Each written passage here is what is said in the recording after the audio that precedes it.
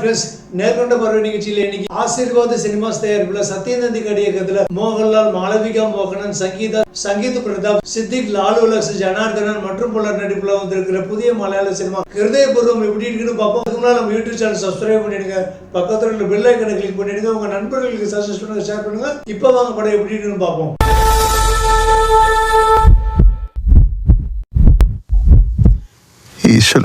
கொச்சியில ஒரு cloud kitchen ஓனரான Sandeep பாலகிருஷ்ணங்கிற Mohanlal தனக்கு heart attack வந்ததால ஹார்ட் டிரான்ஸ்பிளான்டேஷன் பண்ணிக்கிறாரு. இவருக்கு ஹார்ட் டொனேட் பண்ணிட்டு இருந்து போன மேஜர் ரவீந்திரநாதனுடைய மகள் ஹரிதாங்கிற மாளவிகா மோகனன் பூனேல இருந்து மோகன்லால சந்திக்க வர்றாங்க. என்னுடைய லைஃப்ல ஒவ்வொரு மொமெண்ட்லயும் அப்பாவோட டிராவல் பண்ணி பழகிட்டேன். என்னுடைய அப்பாவோட இதயம் உங்ககிட்ட தான் இருக்குங்கிறதுனால என்னுடைய என்கேஜ்மெண்ட்டுக்கு நீங்க என்னுடைய அப்பாவோட இதயமா வாழ்த்தணும்னு ரெக்வெஸ்ட் பண்றாங்க. இது ஜஸ்ட் ஒரு heart transplantation with cash transaction. So no need of emotional bonding நினைச்சு ஃபீல் பண்ணி வர மறுத்துறாரு மோகன்லால். பின்னாடி தன்னுடைய தப்ப உணர்ந்து தன்னுடைய மேல் நர்ஸான ஜெரிங்கிற சங்கீத் பிரதாப்பை கூட்டிட்டு பூனேக்கு போறாரு. அங்க என்கேஜ்மெண்ட் நடந்த கலைபரத்துல மோகன்லால் இன்னும் ஒரு 3 வாரங்கள் மாளவிகா வீட்டுல ரெஸ்ட் எடுக்க வேண்டிய ஒரு சூழ்நிலை வருது. அப்ப மாளவிகா உடைய மேஜருடைய மனைவி சங்கீதா உடையும் இன்னும் நெருங்கி பழகிற வாய்ப்பு கிடைக்குது. அப்பதான் வாழ்க்கையில எத்தனையோ நல்ல மனிதர்களை மிஸ் பண்ணிட்டு மோகன்லால் ஃபீல் பண்றாரு. அதுக்கப்புறம் என்ன ஆச்சுன்னு சொல்ற அருமையான ஒரு ஃபீல் குட் மூவி தான் ஹிருதயபூர்வம்.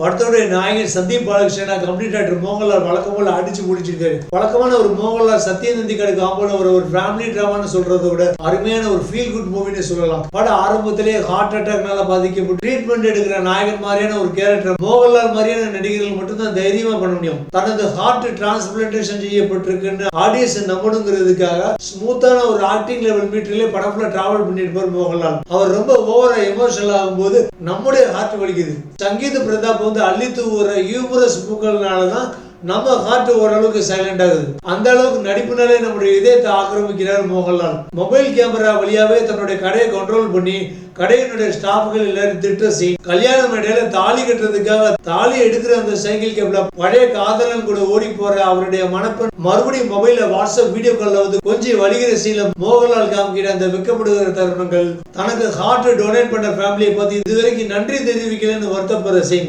என்கேஜ்மெண்ட் ஃபங்க்ஷன்ல சண்டை போட்டு தடுமாறி விழுகிற சீன், பேக் பெயினால பாதிக்கப்பட்டு மாளவிகா வீட்டுல ரெஸ்ட் எடுக்கும் போது மாளவிகா அண்ட் ஃபேமிலி கூட மிங்கிள் ஆகிற சீன்கள், அந்த வீட்டுல ஒவ்வொரு ஆளையும் தன்னுடைய வசப்படுத்துற சீன்கள். எனக்கு மலையாளத்துல பாப்பா நடிப்புதான் ரொம்ப பிடிக்கும். மத்த மலையாள சீனியர் நடிகரை பத்தி ஐ டோன்ட் கேர் ஒரு பூனை பையன் சொல்லும் போது வெறுத்து போய் வெக்ஸா ஸ்வீட் அப்படியே தட்டுல போட்டு நடக்கிற சீன், இதுக்கெல்லாம் மாஸ்டர் பீஸா தன்னை ஒரு அப்பா மாதிரியே நினைக்கிற மாளவியோட அன்பை கொச்சப்படுத்த விரும்பாம கேரளாவுக்கு திரும்பி போற காட்சிகள் படத்தோட ஒவ்வொரு மொமெண்ட்லயும் சிக்ஸரா அடிச்சு கிளக்குறாரு மோகன்லால். மோகன்லால் எப்பவுமே இப்ப ட்ரெண்ட்ல உள்ள டைரக்டர்ஸ் கூட ஒர்க் பண்றதை விட தன்னுடைய செட் டைரக்டர்கள், தன்னுடைய கம்ஃபர்டபிள் அண்ட் ஃபேவரட் டைரக்டர்களான பிரியதர்ஷன், ஃபாசில், சத்யநந்தி காடு, சிபி மலையில் கூட ஒர்க் பண்ணும்போதுதான் அவருடைய நடிப்புடைய முழு பரிமாணத்தை நம்ம நல்லா என்ஜாய் பண்ற அளவுக்கு சூப்பரா பிரசன்ட் பண்ணிருப்பாரு. இந்த படத்துல அதை அப்படியே நிரூபிச்சிருக்காரு மோகன்லால். நெக்ஸ்ட் படத்தினுடைய நாயகி மாளவிகா மோகனன் இன்ட்ரோடியூஸ் ஆகும்போது ஏற்கனவே மாஸ்டர், தங்கலான் படங்களை நல்லா பெர்ஃபார்ம் பண்ணி இருந்தாலும் ஒரு கமர்ஷியல் மூவிக்கான நடிகையாக தான் மாளவிகா இருக்கிறாங்க. இந்த படத்துல இவங்களை பார்த்தோன்னே ஏதோ மிலிட்டரி இங்கே என்ன பண்ணிட்டு இருக்குன்னு கேட்க வச்சாலும் போக என்கேஜ்மெண்ட் சீன்ல இருந்து ஆரம்பிச்சு சூப்பரா பண்ணிருக்காங்க மாளவிகா. என்கேஜ்மெண்ட்டுக்கு இன்வைட் பண்ணி மோகன்லால் கெஞ்சிற சீன், ஒவ்வொரு மொமெண்ட்லயும் தன்னோட அப்பாவோட நினைவுகளை மோகன்லால் கிட்ட ஷேர் பண்ணி பரவசப்பட்டு சந்தோஷப்படுற சீன், பூனேல 2 வாரம் இருந்து போர் அடிக்கிறதுனால தவிக்கிற மோகன்லால் ஒவ்வொரு நிமிஷமும் கூட இருந்து பாத்துக்கிற சீன், எக்ஸாம் எழுத போகும்போது மோகன்லால் விஷ் பண்ணுவார்னு ஆசையா எதிர்பார்த்து அவர் விஷ் பண்ணாதனால ஏமாந்து போய் ஏக்கத்தோட அவருடைய விஷய கேட்கிற சீன், அதே மாதிரி ரைஃபிள் ஷூட்டிங் டோர்னமெண்ட்லயும் தோத்து போகும்போது மனசு வருத்தப்படுற சீன், அம்மா கூட சண்டை போடுற சீன்கள் நல்லாவே பண்ணிருந்தாங்க மாளவிகா மோகனன். அடுத்து இந்த படத்துல எல்லாரும் கவர்ந்தது சங்கீத் பிரதாப். தொடரும் படத்துல மோகன்லால் கூட கொஞ்சம் சீன்ல வந்திருப்பாரு. பிரேமலு படத்துல கூட இவர் ஹீரோ நசலனோட பிரமாதமா சூப்பர் பண்ணி பாத்துக்கலாம். இந்த படத்துல மோகன்லாலுடைய மேல் நர்ஸா இடையில அவர் நல்லா கலாய்ச்சிக்கிட்டு அவருக்கு நல்லா பிசியோதெரபி ட்ரீட்மெண்ட் கொடுத்து படத்தோட ஆடியன்ஸும் டயர்ட் ஆகாத அளவுக்கு ஹியூமரஸ் புக்ல அள்ளி தெளிச்சுக்கிட்டு மோகன்லாலுடைய வலதுகரம் மட்டும் இல்லாம இந்த படத்தினுடைய ஓட்டத்தினுடைய வலதுகரமாவே இருக்கிறது சங்கீத் பிரதாப். மோகன்லால் ஒவ்வொருத்தரையும் கொஞ்சம் ஓவரா எமோஷனல் ஆகும் போது நம்முடைய ஹார்ட் துடிக்கிறதுக்கு முன்னாடி இவர் துடிச்சு அவரை கண்ட்ரோல் பண்ற சீன்கள் நல்லா இருந்தது. அப்பப்ப மோகன்லாலுடைய ஃபேமிலி மேட்டர்களை தள்ளிட்டு ஐடியாஸ் பிரசன்ட் பண்றது நல்லா இருந்தது. சங்கீதா மாளவிகா ரெண்டு பேரும் மோகன்லால் கூட நல்லா இன்டராக்ட் ஆன உடனே மோகன்லாலுடைய மனசு தடுமாற ஆரம்பிக்கும் போது இப்ப யாரு அம்மாவா மகளாங்கிட்டு மோகன்லால கலாய்க்கிறதும் கடைசியில கொச்சிக்கு கிளம்புறதுக்கு முதல் நாள் ராத்திரி அவகிட்ட காதல வாய் திறந்து சொல்ல வேண்டியதானே மோகன்லால் உரிமையா திட்டுறது எல்லா சீன்களையும் நல்லா பண்ணியிருந்தாரு சங்கீத பிரதாப். அடுத்து ஹார்ட் டோனருடைய மனைவி அவர் பூவை உனக்காக சங்கீதா ஸ்கோர் பண்றதுக்கான வாய்ப்புகள் கம்மினாலும் நல்லாவே பண்ணியிருக்காங்க. அந்த வீட்டுல கணவர் ரவி இருந்த வரைக்கும் மறைக்கப்பட்ட தன்னுடைய ஆசைகள் கோபங்கள் உணர்ச்சிகள் எல்லாத்தையும் மோகன்லால் புரிஞ்சுக்கிட்டு இவங்களுக்கு ஃபேவரா சப்போர்ட் பண்ணும் போதெல்லாம் சந்தோஷப்பட்டு அவர்கிட்ட அதை ஒவ்வொரு நாளும் வந்து வெளிப்படுத்துற காட்சிகளை சூப்பரா பண்ணியிருக்காங்க. மற்ற நடிகர்கள் சித்திக், லாலுலஸ், ஜனார்தனன், பாபுராஜ் நல்லா பண்ணியிருந்தாலும் தமிழ் ரிவ்யூஸ் நிறைய பேர் சித்திக், லாலுலஸ், பாபுராஜ் கதாபாத்திரங்கள் இந்த படத்துக்கு அவசியமே இல்லாத கேரக்டர்கள் சொல்லியிருந்தாங்க. ஆனா எனக்கு அப்படி தோணவே இல்லை. பாபுராஜ் கூட ஓகே தேவையில்லாத கேரக்டர் தான். ஆனா சித்திக், லாலுலஸ் அப்படி ஒதுக்க முடியல. ஏன்னா சித்திக் மோகன்லாலுடைய அக்கா மாப்பிள்ளையா வந்து மோகன்லால முடிஞ்ச அளவுக்கு ஏமாத்தி சுரண்டி வாழ்ந்துகிட்டு இருப்பாரு. அப்ப அவருக்கு என்ன தண்டனை கிடைக்கணும், அவர் மேல ஆடியன்ஸுக்கு விருப்பு வரணுங்கிறதுக்காக அவர் படப்புள்ள அப்பப்ப டிராவல் பண்ண வேண்டிய கட்டாயத்துல இருந்திருப்பாரு. அதே மாதிரி லாலுலஸ் தன்னுடைய நண்பனால ஹார்ட் டோனர் ரவி தன் மேல மனஸ்தாபப்பட்டு கொஞ்ச நாளைக்கு பேசாமலே இருந்து பின்னால இறந்து போயிருப்பாரு. அவன் தன் மேல மனஸ்தாபப்பட்டதுக்கான காரணம் என்னன்னு தெரிஞ்சுக்கிறதுக்காக அந்த கில்ட்டினஸோட கிளைமாக்ஸ் வரைக்கும் மோகன்லால் கூட சுத்திக்கிட்டே இருப்பாரு லாலுலஸ். ரவியோட ஹார்ட் ஓட்டதா இருக்கு, ஹார்ட்ல இருந்து நரம்புகள் மூளைக்கு வரும்போது ஏன் ரவி என் கூட பேசாம இருந்தான்னு உனக்கு ஞாபகத்துக்கு வரும், அப்ப என்கிட்ட சொல்லு மோகன்லால் கிளைமாக்ஸ் வரைக்கும் அழுதுகிட்டே இருப்பாரு. எனக்கு இவருடைய கில்ட்டினஸ் படத்தோட ஃபுட்டேஜோட நீளத்தை குட்டுறதுக்காக யூஸ் பண்ணிருக்காங்களோ தோணுச்சு. ஆனா கிளைமாக்ஸ்லயும் வந்து இவர் காரணம் கேட்கும் போதுதான் மோகன்லால் இவருடைய தொந்தரவு தாங்க முடியாம இவர் அவாய்ட் பண்றதுக்காக சும்மா ஒரு ரீசனா விட்டுடுவாரு. அப்ப லாலுலஸ் கோபத்தோட காமிக்கிற அந்த ஒரு ரியாக்ஷன் போதும் தன்னுடைய பிரசன்ஸ் இந்த படத்துக்கு ஃபுல்லா கண்டிப்பா வேணும்னு அழகா ப்ரூவ் பண்ணிருப்பாரு லாலுலஸ். மலையாளம் தெரிஞ்சவங்களுக்கு புரிஞ்சவங்களுக்கு மட்டும்தான் இவருடைய கதாபாத்திரத்தினுடைய இம்பார்ட்டன்ஸ் புரியும். மற்ற நடிகர்கள் பாத்தீங்கன்னா மோகன்லாலுடைய அக்கா வர சபிதா ஆனந்த், கிளவுட் கிச்சன்ல வேலை பார்க்குற ஸ்டாஃப்கள், படம் எடுக்கிறேன்னு சுத்துற மோகன்லாலுடைய அகதிகள்னு எல்லாருமே நல்லா பண்ணியிருந்தாங்க. காஸ்டிங் டிபார்ட்மெண்ட் கான்ட்ரிபியூஷன் நல்லா திருப்திகரமாவே இருந்தது.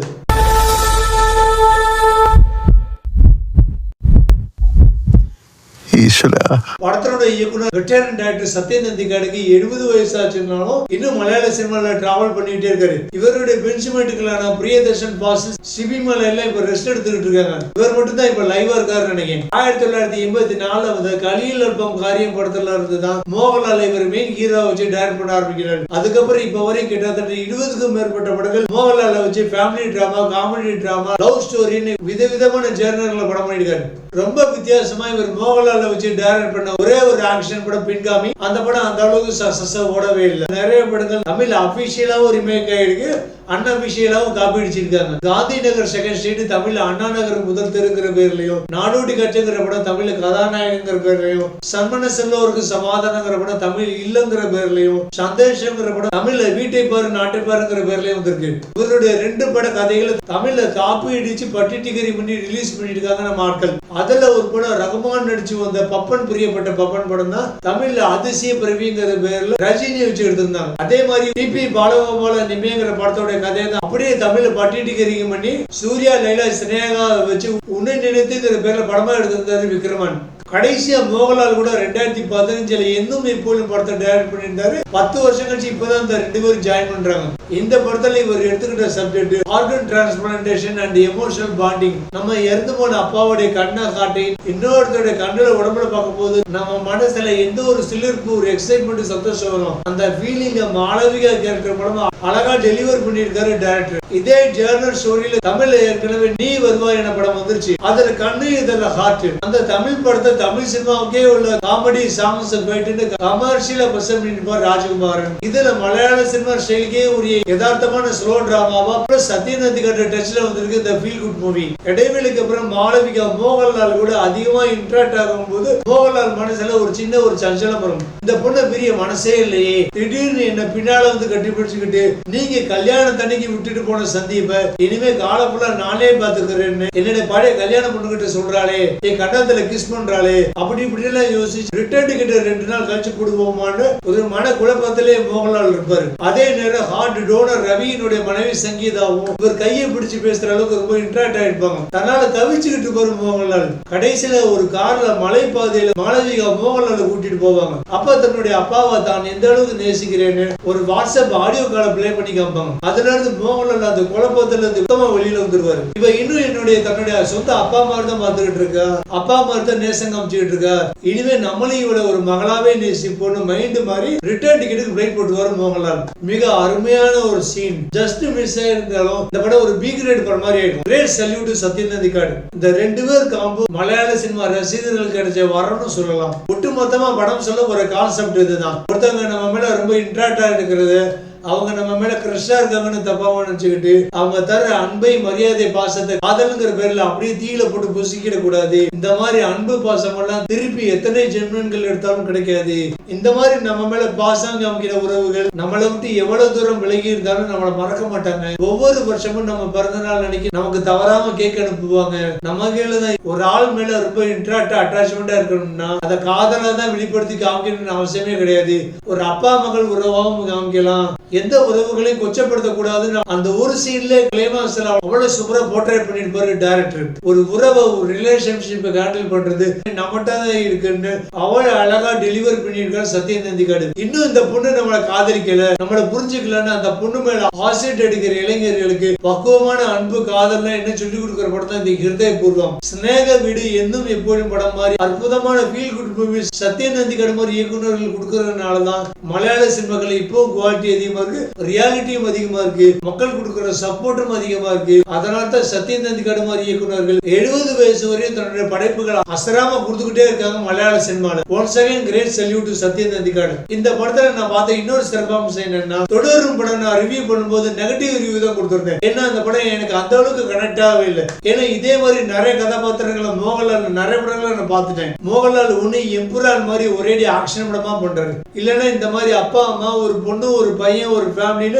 ஒரே மாதிரி ட்ராக்லயே ஃபேமிலி டிராமாவா பண்ணிட்டு இருக்காரு. அதனால லைட்டா போரிங் ஃபீலிங் வருதுன்னு நான் சொல்லியிருந்தேன். ஆனா இந்த படத்துல அந்த மைனஸ் பாயிண்ட் சுத்தமா இல்லவே இல்லை. ஏன்னா மோகன்லால வச்சு ஒரு ஃபேமிலி டிராமாவா எடுக்காம ஒரு குட் ஃபீல் டிராமாவா மோகன்லால ஒரு சிங்கிள் மேன் பேச்சுலரா காமிச்சு வேற மாதிரி ஒரு பிளாட்ஃபார்ம்ல இந்த படத்தை கொண்டு போயிருக்காரு சத்யன் அந்திக்காடு. இது எனக்கு ரொம்ப பிடிச்ச ஒரு அம்சமா இருந்தது. என்னதான் மோகன்லால் தனக்கு ஒரு சூப்பர் ஸ்டார் அந்தஸ்தை கொடுத்த ஆக்ஷன் படங்கள் எந்த அளவுக்கு அதிகமா பண்ணிட்டாரோ அந்த அளவுக்கு நிறைய ஃபேமிலி டிராமா காமெடி டிராமாக்கள் பண்ணிக்கிட்டே இருந்தாரு. அதனால இந்த 2 ஜேர்னல் படங்கள் மோகன்லாலுடைய பிலிம் கேரியர்ல எண்ணிக்கையில் அளவுக்கு அதிகமா ஒரு போரிங் ஃபீலிங் கொடுக்க ஆரம்பிச்சது எனக்கு. அதனால ரீசெண்டா வந்த மோகன்லால் டைரக்ட் பண்ண பரோஸ் படம் தான் இதுவரைக்கும் அந்த மோகன்லால் படங்கள்ல இருந்து ரொம்ப வித்தியாசமா ஒரு ஃபேண்டசி படமா, ஒரு மாயாஜால படமா, ஒரு குழந்தைகள் படமா ரொம்ப வித்தியாசமா தெரிஞ்சது எனக்கு. ஆனா இந்த பரோஸ் படம் அந்த அளவுக்கு ஓடவே இல்லை. அதனால மறுபடியும் எம்புரான ஒரு ஆக்ஷன் படம், தொடரும்னு ஒரு ஃபேமிலி டிராமா ரிவெஞ்ச் மூவின்னு பழைய ரூட்ல டிராவல் பண்ண ஆரம்பிச்சார் மோகன்லால். ஆனா இந்த ஹிருதய பூர்வம் படத்துல அந்த மாதிரி இல்லாம மோகன்லாலுடைய ஒரு வழக்கமான ஃபேமிலி டிராமாவை பிரசன்ட் பண்ணாம ஒரு ஃபீல் குட் மூவியை பிரசன்ட் பண்ணிருக்காரு சத்யன் அந்திக்காடு. அதுதான் ஒரு பெஸ்ட் டைரக்டருக்குள்ள அழகுங்கிறது. படத்தினுடைய கேமராமேன் அனு முத்தடா பூனே மலை பிரதேசங்கள் பிலிம் யூனிவர்சிட்டி காலேஜ் நாயகியோட வீடுன்னு அழகான ஒரு ஆம்பியன்ஸ் ஃபீலிங்ஸ் பிரசன்ட் பண்ணிருக்காரு. படத்தினுடைய குட் ஃபீல் முடுக்கு நம்மள அருமையா கல்யாணம் பண்ணிருக்கு. லைட்டிங் செட்டிங் எல்லாமே ரொம்ப சிம்பிளா நீட்டா பிரமாதமா இருந்தது. படத்துக்கு music and BGM scoring ஜஸ்டி Prabhakaran நம்மால் தான். மனுஷன் எத்தனையோ தமிழ் படங்கள் மியூசிக் அண்ட் பிஜிஎம் ஸ்கோரிங் பண்ணிருக்காரு. அது மட்டும் இல்லாம ஹை பட்ஜெட் தெலுங்கு ஹிந்தி படங்களுக்கு மியூசிக் அண்ட் பிஜிஎம் ஸ்கோரிங் பண்ணிருக்காரு. இந்த படத்துல என்கேஜ்மெண்ட்ல வர அந்த Hindi song, dance, choreography, music எல்லாமே சூப்பரா இருந்தது. ஒரு ஸ்லோ டிராமா மூவினாலும் படத்தோட மூடுக்கு நம்மள அப்படியே செட் ஆக வச்சது. பிஜிஎம் ஸ்கோரிங் அவ்வளவு அழகா கேட்க கொடுத்திருக்கு. படத்தோட எடிட்டர் ராஜகோபால் ஒரு சீனியர் எடிட்டர். செகண்ட் ஹாஃப் இன்னும் கொஞ்சம் ட்ரிம் பண்ணிருக்கலாம் தோணுச்சு எனக்கு. என்ன 90% எடிட்டர்கள் டைரக்டர்கள் சொல்ற மாதிரி தான் எடிட் பண்றாங்கன்னு நல்லா தோணுது. டைரக்டர்களும் எடிட்டர்களோட எடிட்டிங் டேபிள்ல உட்காராங்கன்னு நல்லா தெரியுது. அதுதான் இப்ப நிறைய படங்களுக்கு நிறைய பிரச்சனையாகுது. முதல்ல ஒரு படத்தோட டைரக்டர் ஒரு எடிட்டருக்கு ஷூட்டிங்ல எடுத்த ஃபுட்டேஜ்கள் மட்டும் கொடுத்தா போறாது. அந்த படத்தை சுயமா எடிட் பண்றதுக்கான ஃபுல் ஃப்ரீடத்தை கொடுத்தாதான் நல்லா இருக்கும். ஏன்னா ஒரு படத்தோட டைரக்டர்ஸ்ங்கிறவங்க கிட்டத்தட்ட விவசாயி மாதிரி அரிசி, கோதுமை, விதவிதமான காய்கறிகள் தங்களுடைய ஐடியாக்கு ஏற்ற மாதிரி உற்பத்தி ஃபுட்டேஜ் பண்ணிக்கிட்டே இருப்பாங்க. ஆனா கடைசியா இது ஒரு சுவையான சாப்பாடா குக் பண்றது எடிட்டருங்கிற சமையல்காரர் தான். எங்க எதை சேர்க்கணும், எதை குறைக்கணும், எதை கூட்டணும் டைரக்டரை விட எடிட்டருக்கு தான், குக்குக்கு தான் அந்த படத்தை நல்லா சமையல் பண்ணும்போது தெரியும். அவர் சுதந்திரமா கத்திரிக்கோல்ல கை வச்சாதான், கரண்டியில கை வச்சாதான் சமையல் டயலாக் நல்லா இருக்கும், சாப்பாடும் நல்லா இருக்கும், சினிமாவும் நல்லா இருக்கும். இதை நான் இந்த படத்தை கணக்கு பண்ணி சொல்லல, பொதுவா என்னுடைய அபிப்பிராயத்தை சொன்னேன். மொத்தத்துல இந்த படத்தோட டெக்னிக்கல் டிபார்ட்மெண்ட் கான்ட்ரிபியூஷன் நல்லா திருப்திகரமாவே இருக்கு.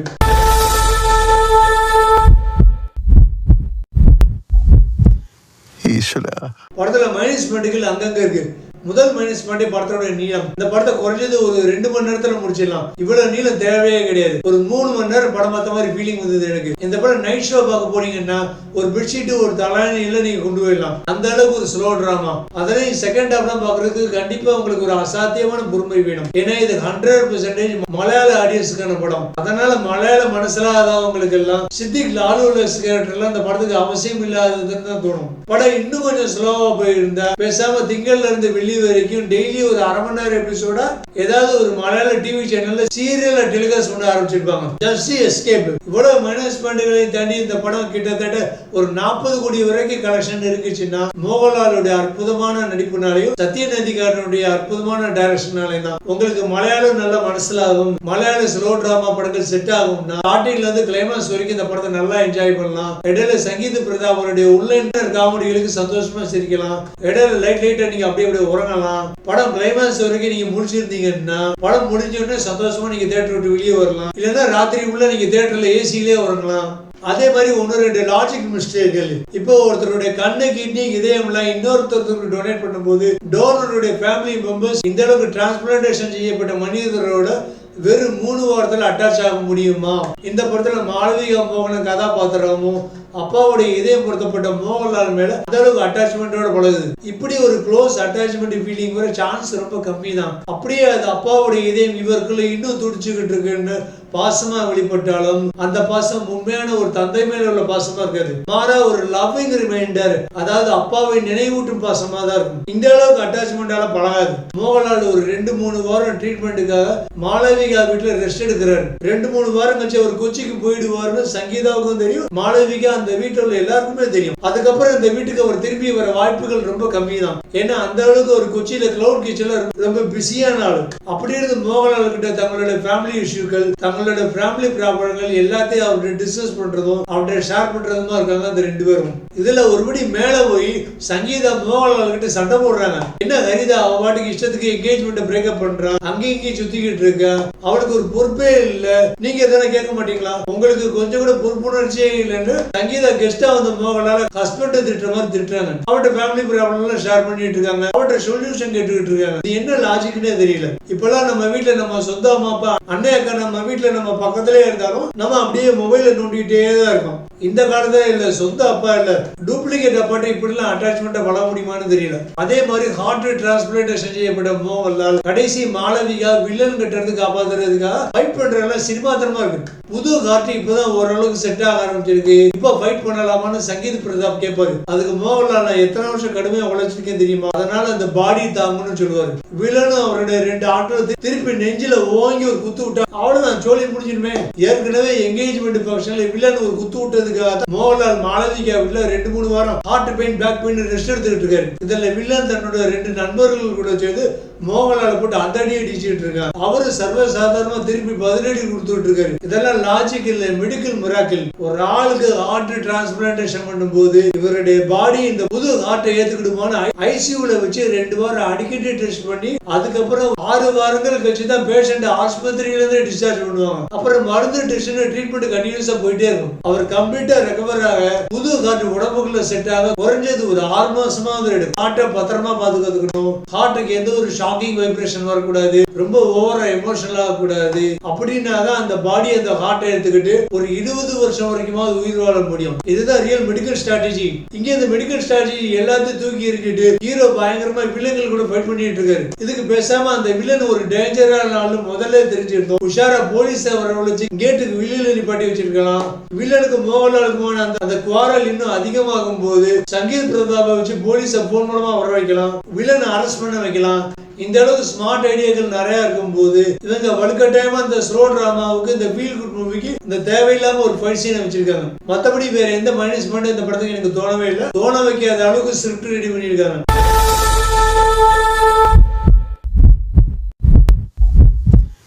ஈஸ்வரா.